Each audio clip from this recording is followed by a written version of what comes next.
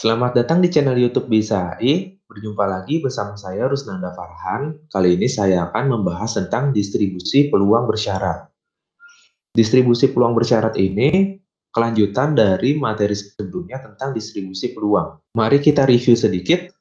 Dari materi sebelumnya tentang distribusi peluang, kita mengenal yang namanya variabel acak. Variabel acak merupakan fungsi yang nilainya merupakan bilangan real yang ditentukan oleh setiap unsur dalam ruang contoh. Nah, selanjutnya kita juga telah mengenal yang namanya distribusi peluang. Distribusi peluang merupakan himpunan semua pasangan berurutan dari variabel acak dan fungsi peluangnya. Nah, distribusi peluang di sini dibagi dua menjadi distribusi peluang diskrit dan distribusi peluang kontinu. Di mana distribusi peluang diskrit ini berasal dari variabel acak diskrit, sedangkan distribusi peluang kontinu berasal dari variabel acak kontinu. Bivariate random variable. Bivariate random variable atau variabel acak bivariat merupakan variasi dari dua variabel acak atau sepasang variabel acak. Misalkan X sama dengan X1, X2, di mana X1 dan X2 sebagai sepasang variabel acak. X adalah fungsi yang menghasilkan nilai bilangan real yang ditentukan dalam ruang contoh. Dalam hal ini nilai real berdimensi 2. Selanjutnya, dalam pembahasan kali ini kita batasi variannya itu 2. Di sini selanjutnya ada distribusi peluang bersama. Misalkan X1 dan X2 adalah variabel acak dengan Fx1, X2 adalah fungsi peluang bersamanya. Suatu tabel atau rumus yang mendaftarkan semua kemungkinan X1 dan X2 bagi peubah acak X1 dan X2-nya beserta padanan dari Fx1, X2-nya disebut dengan distribusi peluang bersama. Jadi, sama seperti distribusi peluang pada materi sebelumnya, distribusi peluang bersama ini adalah padanan dari variabel acak dan fungsi peluangnya. Karena kita membahasnya dengan bivariate random variable, maka fungsi peluang di sini adalah fungsi peluang bersama. Selanjutnya, distribusi peluang bersama pada kasus diskrit. Kita langsung masuk saja ke contoh soal. Misalkan sebuah kotak berisi 3 bola biru, 2 bola merah, dan 3 bola hijau. Nah, di sini akan diambil 2 bola secara acak dengan pengembalian. Bila X1 adalah banyaknya bola biru dan X2 menyatakan banyaknya bola merah, distribusi peluang bersamanya kita bisa lihat distribusi peluang bersamanya kita akan kita hitung dari banyaknya total cara pengambilannya dulu. Nah, di sini bisa kita lihat kemungkinan kejadian yang terjadi untuk 2 bola yang terambil untuk X1 dan X2 adalah 00, 01, 10, 11, 02, dan 20. Artinya apa? Kita lihat tadi untuk X1 dan X2-nya, kalau 00 itu berarti tidak terambil bola warna biru dan tidak terambil juga bola warna merah.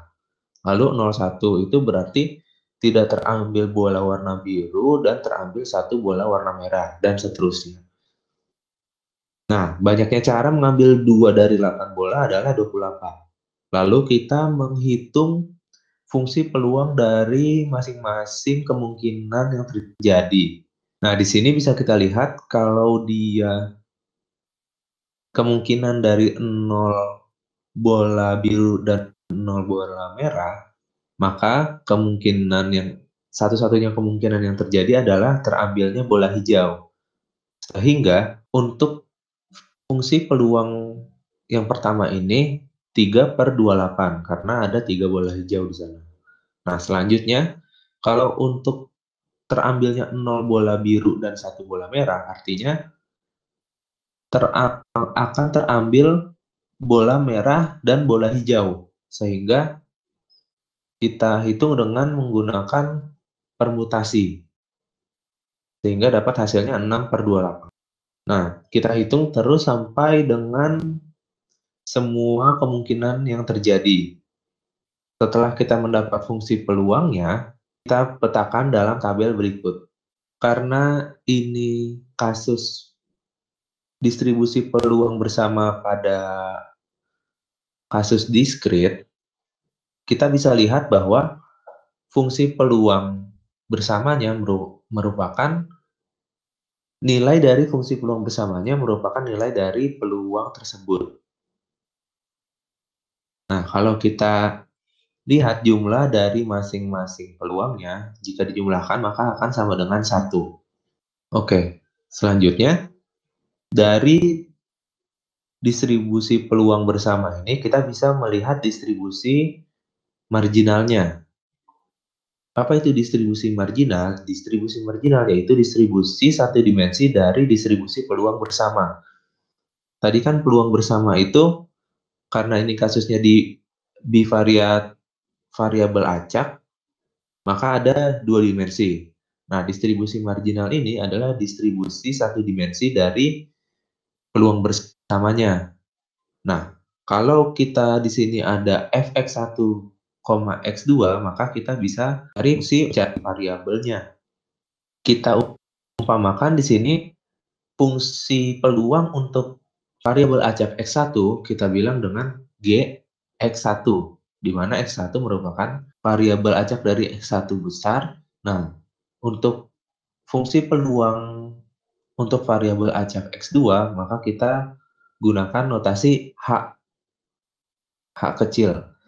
Nah, di sini kita bisa lihat fungsi peluang untuk distribusi marginalnya merupakan sigma dari peluang x1, x2. Nah, di sini kita bisa lihat perbedaan dari fungsi peluang pada G dan H ini terletak pada penjumlahannya. Kalau untuk fungsi peluang G, maka yang akan berjalan itu pada X2-nya, sedangkan untuk fungsi peluang H yang akan berjalan dalam penjumlahannya adalah X1. Kita langsung implementasikan ke dalam kasus yang kita punya tadi. Untuk G0 atau peluang variabel acak X1 sama dengan 0 adalah peluang 0,0, 0,1, peluang 0,2. Nah, kita tambahkan nilai-nilai peluang yang sudah kita dapat tadi sehingga dapat nilainya adalah 10/28. Nah, kita lakukan cara tersebut untuk mengetahui peluang dari G1, G2, H0, H1, dan H2. Selanjutnya, dari distribusi marginal ini, kita bisa mengetahui distribusi peluang bersyarat atau distribusi bersyarat pada kasus diskrit. Nah, bisa kita lihat di sini, fungsi peluang bersyarat X2 bersyarat X1 sama dengan Fx1 X2 dibagi dengan Gx1 untuk Gx1 yang lebih besar dari 0. Lalu Fx1 bersyarat X2 ini kebalikannya sama dengan Fx1 X2 dibagi dengan Hx2, di mana Hx2 lebih besar dari 0 karena dia tidak boleh 0 ya. Nah, di sini bisa kita lihat untuk mencari peluang bersyaratnya atau fungsi peluang bersyaratnya di sini kita lihat bahwa kita membagi fungsi peluang bersamanya dibagi dengan distribusi marginalnya. Nah, balik lagi kita menghitung apakah X2 bersyarat X1 atau X1 bersyarat X2. Nah, di sini kita contohkan, misalkan kita mencari peluang X1 sama dengan 0 bersyarat X2 sama dengan 1. Nah, berdasarkan rumus ini berdasarkan pertanyaan ini kita gunakan rumus yang kedua, di mana Fx1 bersyarat X2. Apa saja yang harus kita lihat? Yang pertama kita lihat fungsi peluang bersamanya. F0,1, yaitu 6/28 seperti yang sudah kita hitung tadi. Lalu kita lihat peluang dari marginalnya. Di sini kita dapat 12/28 dari perhitungan sebelumnya juga, sehingga kita bisa hitung fungsi peluang bersyaratnya, yaitu 6/28 dibagi 12/28. Hasilnya adalah 0,5. Karena ini kasusnya diskrit, jadi peluangnya adalah peluang dari X1 sama dengan 0 bersyarat X2 sama dengan 1 adalah nilai dari fungsi peluangnya, yaitu 0,5. Selanjutnya, kita akan melihat distribusi peluang bersyarat untuk kasus kontinu. Nah, pertama, sesuai dengan langkah dari kasus diskrit tadi, langkahnya sama. Kita pertama melihat distribusi peluang bersamanya dulu. Nah, di sini kita contohkan, diketahui seorang dosen memberikan sebuah tugas kepada mahasiswanya dalam rentang waktu 2 minggu. Asumsikan X1 itu rentang waktunya 2 minggu, dan yang X2-nya adalah prosentase tugas tersebut selesai. Nah, fungsi kepadatan peluang bersamanya atau PDF bersamanya adalah 9/10 X1 X2 dikuadratkan ditambah 1/5, di mana X1 ini berada di antara nilai 0 sampai 2 dan X2-nya berada di antara nilai 0 sampai 1. Kenapa demikian? Karena tadi kita bilang bahwa variabel acak S1 itu rentan waktu 2 minggu, jadi 0 sampai 2. Sedangkan variabel acak X2 merupakan prosentase, di mana prosentase itu kan nilainya 0 sampai 1 atau 0 sampai 100%. Oke, selanjutnya dari fungsi peluang bersamanya atau PDF bersamanya ini,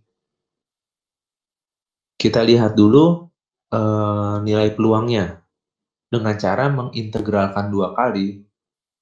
Yang pertama integralkan untuk X2-nya dulu, lalu setelah itu integralkan untuk X1-nya. Nah, dengan perhitungan di sini kita dapat bahwa kita masukkan batas atas dan batas bawahnya, sehingga peluangnya sama dengan 1. Nah, di sini distribusi peluang bersamanya juga kita bisa lihat untuk nilai-nilai lain yang ada dalam rentang X1 dan X2-nya. Misalkan kita ingin mencari peluang yang X1-nya itu kurang dari 1 dan X2-nya itu kurang dari 0,5 misalkan, dan lain-lainnya. Oke, distribusi bersyarat pada kasus kontinu ini, kita konsepnya masih sama dengan distribusi bersyarat pada kasus diskrit tadi, di mana kalau X2 bersyarat X1, itu adalah fungsi peluang bersamanya dibagi dengan marginal dari X1-nya. Sedangkan kalau X1 bersyarat X2, fungsi peluang bersamanya dibagi oleh marginal X2-nya. Nah, dalam kasus ini, kita bisa lihat fungsi peluang bersyaratnya, misalkan yang Fx2 bersyarat X1, itu nilai dari yang Fx1, X2 fungsi peluang bersamanya tadi, kita bagi dengan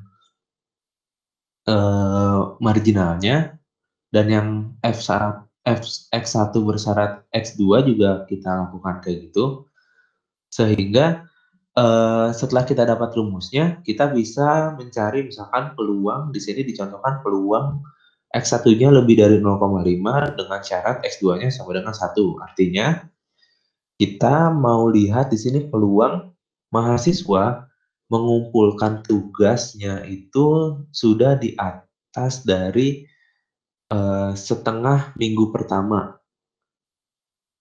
dengan syarat dia progresnya sudah 100% prosentasenya. Nah, di sini kita lihat peluangnya integral dari bedanya di sini kasus kontinu dengan kasus diskrit di sini. Kalau kasus kontinu dari fungsi peluang bersyarat yang sudah kita dapat, kita integralkan untuk mendapatkan nilai dari peluangnya. Integral 0,5 sampai 1 ini Karena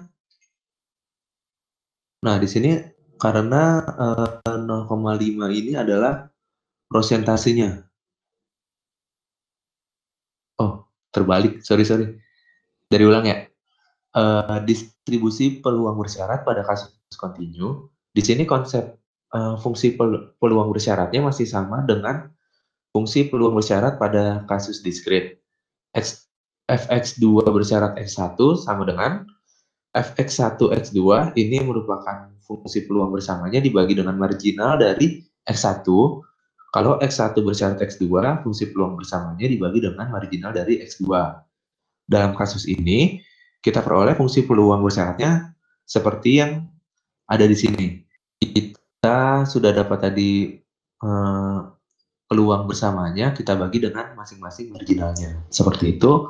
Lalu, misalkan kita mencari peluang X1 lebih dari 0,5 dengan syarat X2-nya sama dengan 1. Artinya apa? Artinya peluang, nah di sini kita bisa lihat peluangnya berarti fungsi peluang yang sudah kita punya itu diintegralkan. Nah di sini integral dari 0,5 sampai 1, lalu F 0,5,1 dx1 karena kita mencari peluang dari x1 bersyarat x2. Nah, kita lakukan perhitungannya sehingga didapat nilai akhirnya seperti itu.